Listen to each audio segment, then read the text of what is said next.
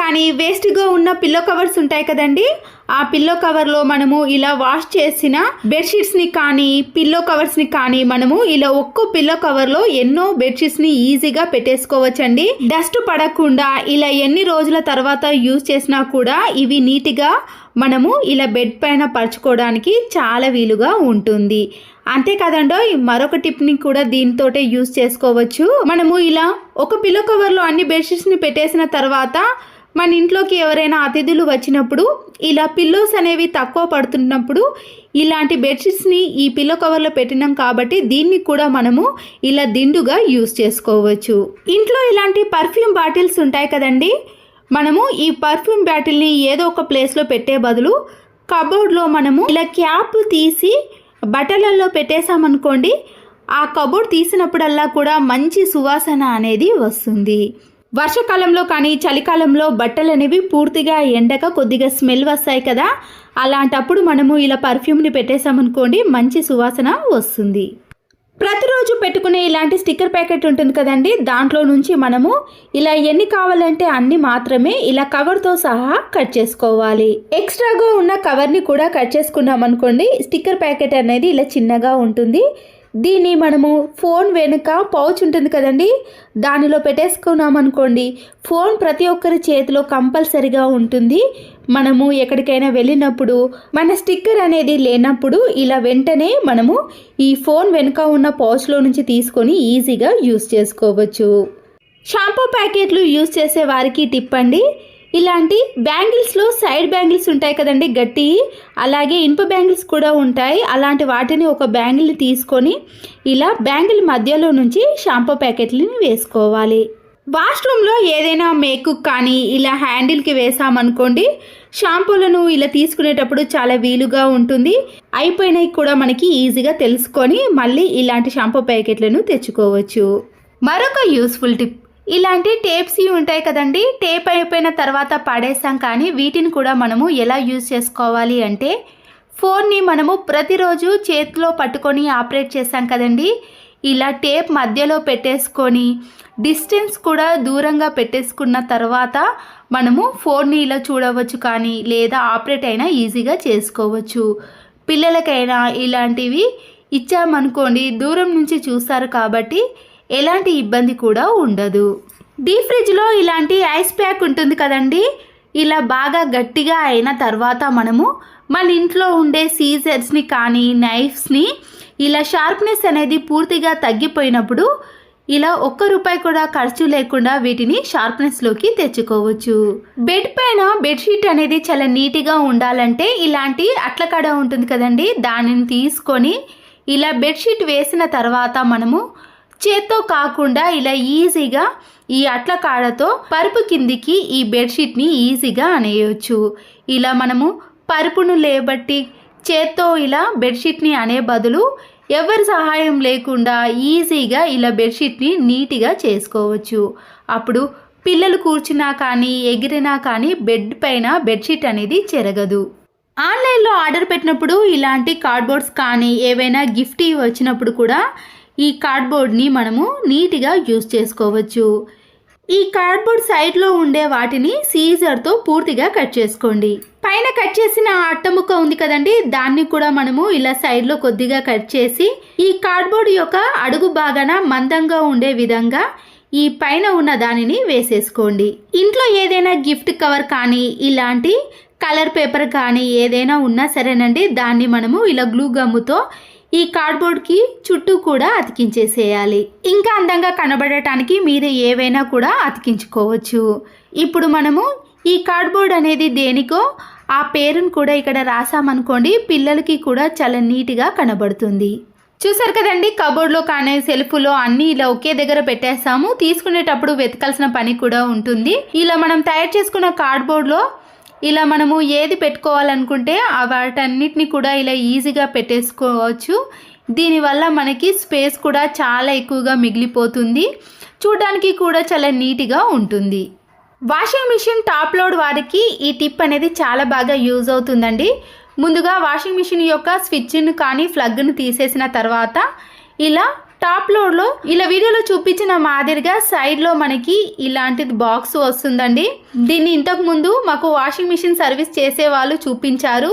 ఇలా ఖచ్చితంగా మనము నెలకొకసారన్నా దీన్ని ఓపెన్ చేసి క్లీన్ చేసుకోవాలంట, లేకపోతే వాషింగ్ మిషన్ త్వరగా పాడైపోతుంది. చూసారు కదండి దాంట్లో డస్ట్ అనేది ఏ విధంగా వచ్చేసిందో. దీనివల్ల వాషింగ్ మిషన్ అనేది త్వరగా పాడైపోతుంది.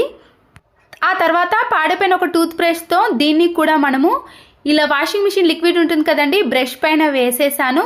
దాంతో నేను ఈ బాక్స్ని కూడా ఇలా నీట్గా క్లీన్ చేసుకుంటున్నాను. ఈ బాక్స్ని తీసిన ప్లేస్లో కూడా డస్ట్ అనేది ఉంటుందండి, దాన్ని కూడా నేను ఇలాంటి బ్రష్ తోటే క్లీన్ చేసుకుంటున్నాను. మేము ఈ వాషింగ్ మిషన్ తీసుకొని 1 year అవుతుందండి. అయితే సర్వీసింగ్ వాళ్ళు వచ్చినప్పుడు ఇది చూపించారు, మీరే క్లీన్ చేసుకోవాలి మేడం అని చెప్పారు. ఎక్కువగా మనము బెడ్షీట్స్ కానీ బెడ్స్ పైన ఉండే దుప్పట్లు వేసినప్పుడు డస్ట్ అనేది ఎక్కువగా దీంట్లో చేరుతుందండి. 1 monthకి ఒకసారి కానీ 15 daysకి ఒకసారి ఖచ్చితంగా క్లీన్ చేసుకోండి. చూసారు కదండి డస్ట్ అనేది ఎంతగానో వచ్చిందో. ఆ తర్వాత మనం ఇలా ఒక పొడి క్లాత్తో క్లీన్ చేసుకోవాలి. వాషింగ్ మిషన్ అనేది త్వరగా పాడవకుండా ఎక్కువ రోజులు సర్వీస్ రావాలంటే ఇలాంటి చిన్న చిన్న టిప్స్ని ఫాలో అవ్వండి. ఇలా క్లీన్ చేసుకున్నాక ఈ బాక్స్ని కూడా మనము ఎక్కడి నుంచి తీసామో ఆ ప్లేస్లో ఇలా పెట్టేసేయాలి. లిక్విడ్ వేసే బాక్స్ ఉంటుంది కదండి, దాంట్లో కూడా ఇలా లిక్విడ్ అంతా ఒక్కొక్కసారి అతుక్కపోతుంది. ఇలా టూత్ బ్రష్తో క్లీన్ చేసుకోండి. వాషింగ్ మిషన్ డ్రమ్ లోపల ఉండే డస్ట్ను కూడా ఇలా పాడైపోయిన ఒక టూత్ బ్రష్తో క్లీన్ చేసుకున్నారనుకోండి, వాషింగ్ మిషన్ అనేది మళ్ళీ ఎప్పటి దానిలా కొత్త దానిలా కనిపిస్తుంది. ఒక చిన్న బౌల్ కానీ ప్లేట్ని తీసుకొని మన ఇంట్లో మిగిలిపోయిన సబ్బు తునుకలు ఉంటాయి కదండి, ఆ సబ్బు తునుకలతో ఇలా తురిమే దానితో సన్నగా తురుముకోవాలి. ఇలా తురిమిన దాంట్లోనే కొద్దిగా బేకింగ్ సోడాను కూడా వేసుకోండి. ఈ రెండింటిని మిక్స్ చేసుకున్నాక ఒక టిష్యూ పేపర్ని తీసుకొని ఈ టిష్యూ పేపర్లో కొద్దిగా వేసుకోవాలి. ఈ టిష్యూ పేపర్లో నుంచి పడిపోకుండా ఉండటానికి ఇలా మనము ఎన్ని కావాలంటే అన్నిటినీ ప్రిపేర్ చేసుకోండి. ఇలా ఒక రబ్బర్ బ్యాండ్ను వేసుకున్నాక వీటిని మనము ఎక్కడ యూజ్ చేయాలి అంటే, ఇప్పుడు వర్షాకాలం వచ్చేసింది కదండి, మన ఇంట్లో ఎక్కడైనా క్రాక్స్ ఉన్నాయనుకోండి, అక్కడ చెమ్మ అనేది వచ్చేస్తుంది, అక్కడ వాటర్ అనేది పూర్తిగా పీల్చేసుకుంటుంది. మన ఇంట్లో ఇలాంటి స్లైడింగ్ డోర్స్ కానీ లేదా విండోస్ ఉంటాయి కదండి, వాటిని ఎలా క్లీన్ చేసుకోవాలంటే వెనిగర్ని ఇలా ఒక బాటిల్లోకి వేసుకొని ఈ విండోస్ పైన కానీ లేదా ఈ స్లైడింగ్ డోర్ పైన కొద్దిగా స్ప్రే చేసుకోవాలి. ఆ తర్వాత ఏదైనా పొడి క్లాత్తో కానీ ఇలా వీడియోలో చూపించిన మాదిరిగా చిన్న వైపర్తో క్లీన్ చేసుకున్నామనుకోండి, స్లైడింగ్ డోర్స్ కానీ విండోస్ అనేవి చాలా నీట్గా మళ్ళీ ఎప్పటి దానిలాగా కనిపిస్తాయి. వెనిగర్ ఉన్న ప్లేస్లో కాకుండా ఇక్కడ పూర్తిగా ఆరిపోయిన ప్లేస్లో చూసారు కదండి స్లైడింగ్ డోర్ అనేది ఎంత నీట్గా కనబడుతుందో. మన ఇంట్లో వేస్ట్గా ఉన్న బిర్యానీ బాక్సులు కానీ ఇలాంటి ప్లాస్టిక్ బాక్సులు ఉంటాయి కదండి, అది తీసుకున్నాక దాంట్లో 2 teaspoons వరకు రాళ్ళ ఉప్పును కొద్దిగా కోల్గేట్ పేస్ట్ని కూడా వేసినాక వాషింగ్ మిషన్లో వేసే సర్ఫ్ ఎక్సెల్ కానీ విమ్ లిక్విడ్ని కూడా కొద్దిగా వేసుకోండి. వీటన్నిటిని బాగా మిక్స్ చేసుకొని ఈ వాటర్లో పూర్తిగా కలిసిపోయేటట్టు కలుపుకోవాలి. బాత్రూంలో ఇలా గారపట్టిన మరకలు ఎక్కువగా ఉన్నప్పుడు కానీ ఏదైనా బ్యాడ్ స్మెల్ వచ్చినప్పుడు మనం తయారు చేసుకున్న దానితో ఇలా వాష్రూమ్ని క్లీన్ చేసుకోవాలి. ఈ వాష్రూమ్లో మీకు ఇక్కడ లైన్స్ కనపడుతున్నాయి కదండి, ఇవి గారపట్టిన మరకలు. మనము ఈ లిక్విడ్తో క్లీన్ చేసుకున్నాం అనుకోండి, ఈజీగా క్లీన్ అయిపోతాయి. చూసారు కదండి ఎక్కడ కూడా ఇలాంటి మరకలు లేకుండా వాష్రూమ్ అనేది చాలా నీట్గా మళ్ళీ ఎప్పటి దానిలాగా కనిపిస్తుంది. హార్పిక్ లాంటి కెమికల్స్ని యూజ్ చేసుకోవడం కంటే ఇంట్లోనే తక్కువ ఖర్చుతో వాష్రూమ్ని క్లీన్ చేసుకోండి. వేస్ట్గా ఉన్న ఒక బిర్యానీ బాక్స్ని తీసుకొని మనము నెయిల్స్ కట్ చేసుకున్నప్పుడు ఇలా బాక్స్లో కట్ చేసుకున్నామనుకోండి, అవి ఎగిరిపడి కింద పడిపోకుండా ఈ బాక్స్లోనే పడిపోతాయి.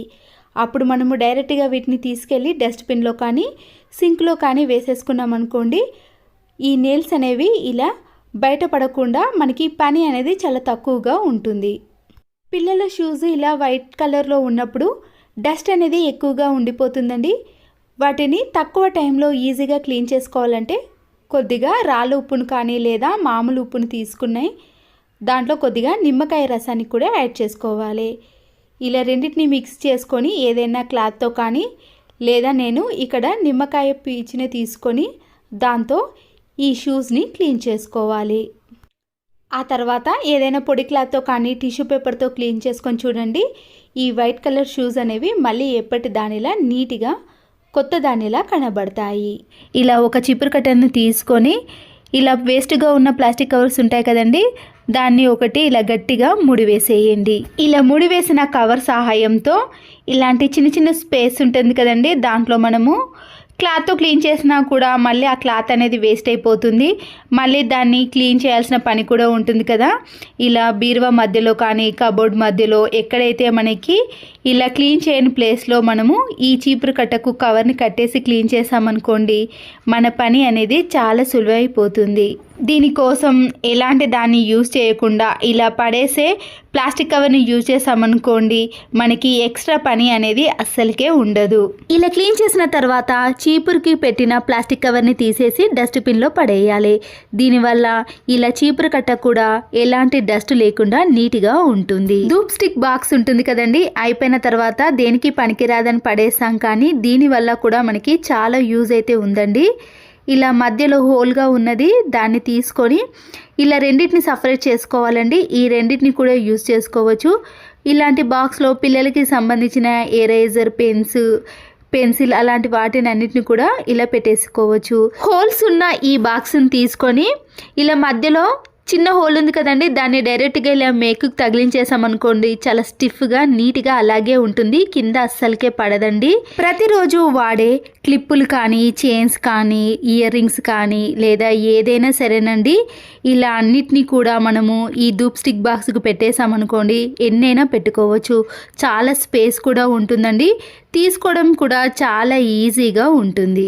మన ఇంట్లో ఇలాంటి రాగి గిన్నెలు కానీ రాగి పాత్రలు ఉన్నప్పుడు అడుగు బాగానే ఇలా జిడ్డు పట్టేస్తుందండి. మనము స్టీల్ గిన్నెలను అయితే నీట్గా క్లీన్ చేసుకుంటాం, కానీ రాగి పాత్రలను క్లీన్ చేసుకోవడానికి టైం అనేది ఎక్కువగా తీసుకుంటుంది అనుకుంటారు, కానీ సింపుల్గానే దీన్ని కూడా ఈజీగా క్లీన్ చేసుకోవచ్చండి. హాఫ్ నిమ్మకాయని కట్ చేసిన తర్వాత ఈ రాగి గిన్నె పైన సన్నుపును వేయాలి. అలాగే ఈ నిమ్మకాయ రసాన్ని కూడా వేసేసిన తర్వాత స్క్రబ్బర్ని కూడా యూజ్ చేయాల్సిన పని లేదండి. రసం తీసిన ఈ నిమ్మ తొక్కతోటే మనము ఈ రాగి గిన్నెను క్లీన్ చేసుకోవచ్చు. దేవుని సామాగ్రిని క్లీన్ చేసుకోవడానికి ఎన్నో రకాలు యూజ్ చేస్తాం, కానీ ఎలాంటివి కూడా అవసరం లేదండి. కొద్దిగా నిమ్మకాయ రసము, ఇంట్లో సాల్ట్ ఉంటే సరిపోతుంది. ఎన్ని పాత్రలైనా చాలా తక్కువ టైంలో ఈజీ ప్రాసెస్లో క్లీన్ చేసుకోవచ్చు. చూస్తున్నారు కదండి, నేనైతే ఇక్కడ స్క్రబ్బర్ని కూడా యూజ్ చేయలేను.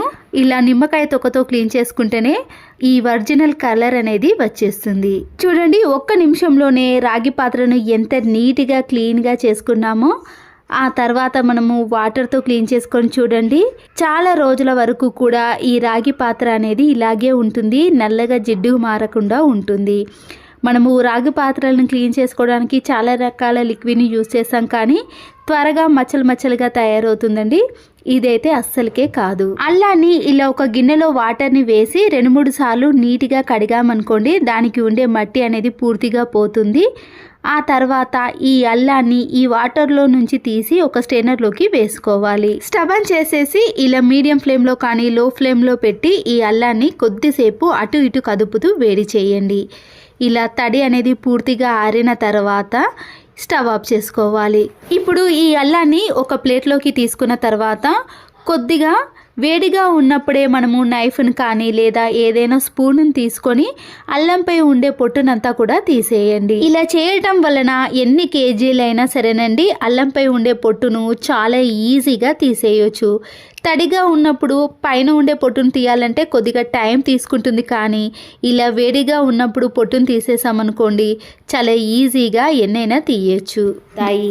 మన ఇంట్లో ఇలాంటి సోప్ బాక్స్ కానీ కోల్గేట్ పేస్ట్ లాంటి చిన్న చిన్న బాక్సులు ఉంటాయి కదండి, ఇలా వీడియోలో చూపించిన మాదిరిగా ఈ సైడ్లో ఉన్నవన్నీ కూడా కట్ చేసుకోవాలి. మనం కట్ చేసుకునేవన్నీ కూడా ఇలా కింది భాగాన వేసామనుకోండి, కింద మరి పల్చగా కాకుండా మందంగా ఉంటుంది. ఆ తర్వాత పైన కట్ చేసిన ఈ కార్డ్బోర్డ్ని కూడా ఇలా మధ్యలో పెట్టేసేయండి.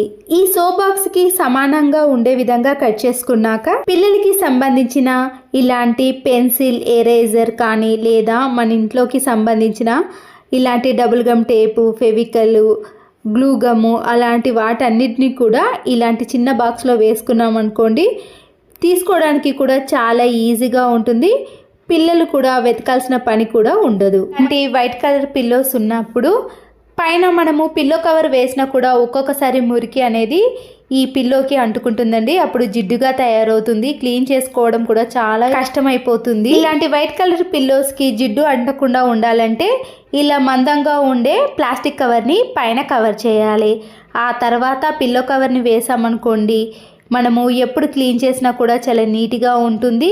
క్లీన్ చేయాల్సిన పని కూడా ఉండదండి. ఎందుకంటే ఇలాంటి పిల్లో కవర్కి ఈ కవర్ని వేసాం కాబట్టి ఎప్పుడు చూసినా కూడా చాలా నీట్గా కనబడుతుంది.